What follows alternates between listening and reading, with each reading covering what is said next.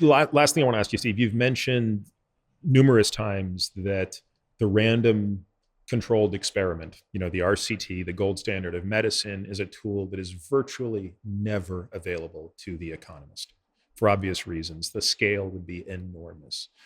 If you could put all of that aside for a moment, if you truly had billions of dollars and all the time in the world, what experiment would you conduct?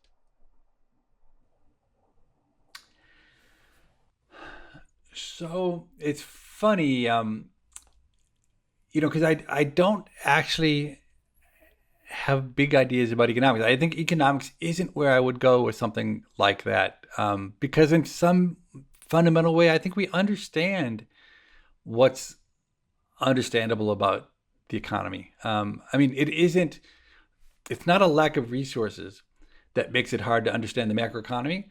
It's the fact that we have exactly one of them, right? So, absent a set of parallel universes, I don't think we're ever going to find out through data or experimentation. So, look, if you give me a different choice, which is, hey, if you could be God and create enormous number of parallel universes, then I would have a bunch of interesting macro experiments that I might want to do.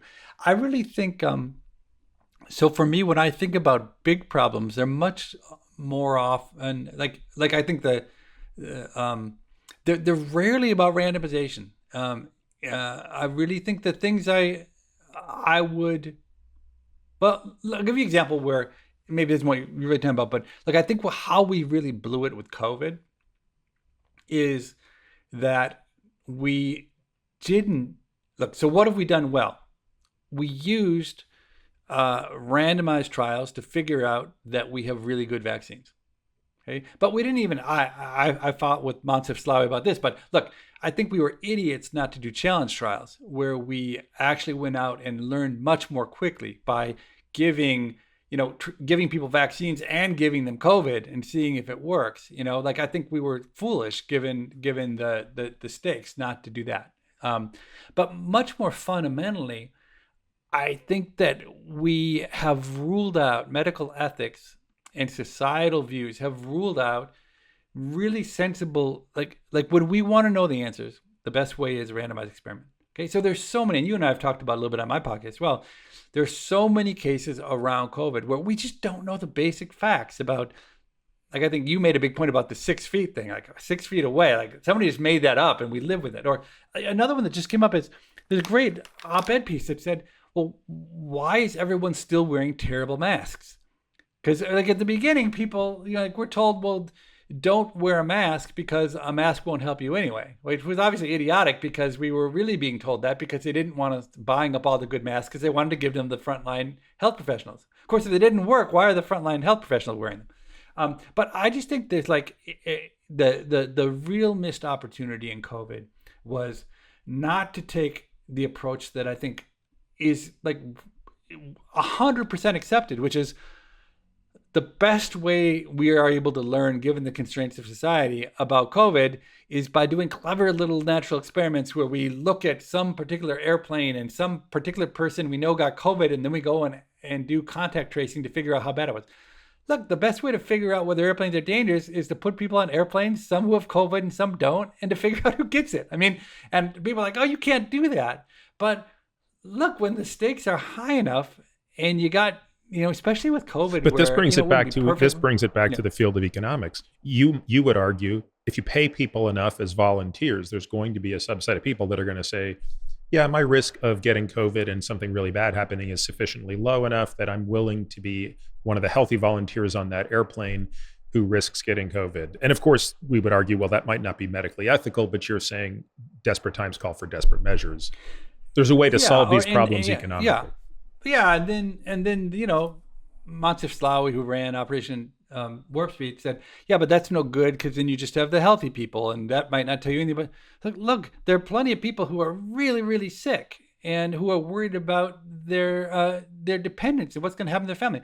Look, there are plenty of people who know their life expectancy is 4 months who are going to be willing to get exposed to COVID if you say, "Well, take care of your family," if you die from it. So, look, I think uh, I have a I know I'm completely out of step with a mainstream medical ethics on this, But I think medical ethics gets it really wrong, because when they think about money, they think about small amounts of money. And it's probably wrong. Like if you're willing to offer people $100 to do this, then the only people who are going to do it are going to be drug addicts and uneducated people who don't understand. But look, when the stakes are as high as COVID, you can offer people $10,000, $100,000. I mean, you can offer enough money that everyone's going to be lining up to do it. And if everybody's lining up, then I think medical ethics no longer has a real stake in this, because it's just a different problem when everyone is volunteering to do it. Volunteering because you're paying enough money. Look, then almost every issue of medical ethics fades away when you got a surplus of people volunteering. I never thought about it that way until you said it, Steve. That is a fantastic point. Institutional review boards, IRBs, are adamant about making sure honorariums are very small in studies to prevent coercion. That's their big shtick, is you can't overpay people, otherwise it's coercive. But the irony of it is coercive if it's low, and it disproportionately targets the most vulnerable. Exactly. It's so true. And I mean, on organ donation, this has been something I've harped on for a long time. People are really terrified of the idea of a market for organs, for like live donors and kidneys. And every horror story they tell is a horror story that's embedded in the idea that it's going to be exploitative. Look, and that's because the market price would be too low.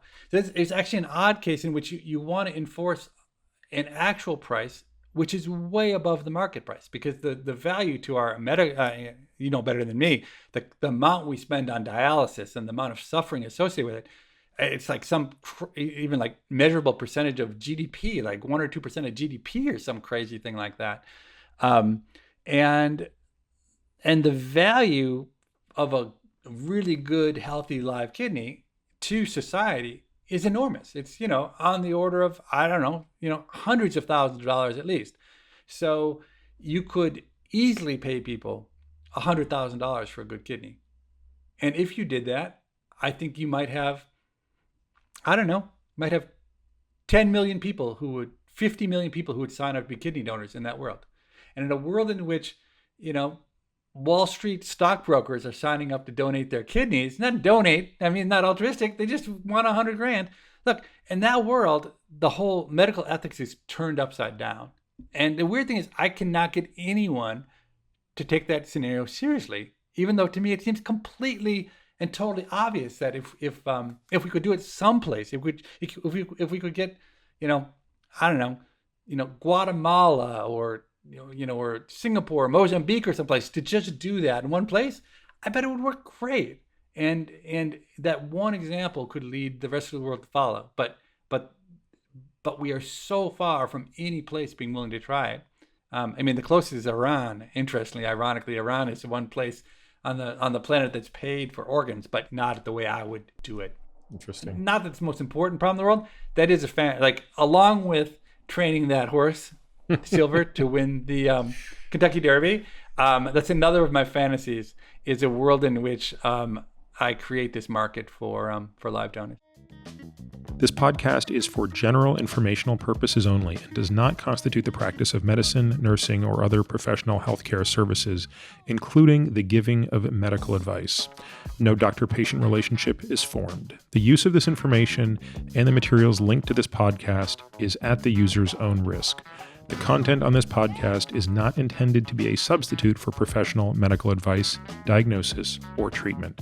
Users should not disregard or delay in obtaining medical advice from any medical condition they have, and they should seek the assistance of their healthcare professionals for any such conditions.